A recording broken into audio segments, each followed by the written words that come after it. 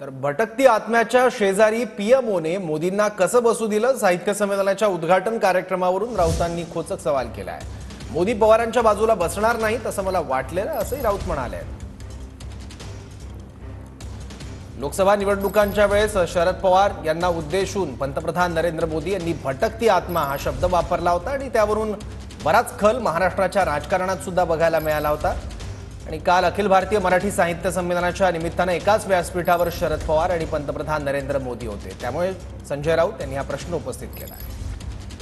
शरद पवार साहेब हे मोदींपेक्षा सिनियर आहेत. प्रधानमंत्री पदाच्या किंवा सत्तेच्या पदावर कोणी बसला म्हणजे तो ज्येष्ठ आणि श्रेष्ठ होत नाही. मला असं वाटलं की मोदी बसणार नाहीत त्यांच्या बाजूला. भटकती आत्म्याच्या बाजूला प्रधानमंत्री कसे काय बसतील? त्यांना कसं काय पीएमओने बसू दिलं? तुम्ही जे म्हणताय आदर, सन्मान, मान, हा एक व्यापार आणि ढोंग असतो. शरद पवारांचा कष्टातून उभा केलेला पक्ष मोदींनीच फोडला ना. तो कसला आदर, सन्मान, मान? देखल्या देवा दंडवत अशी म्हण आहे मराठी.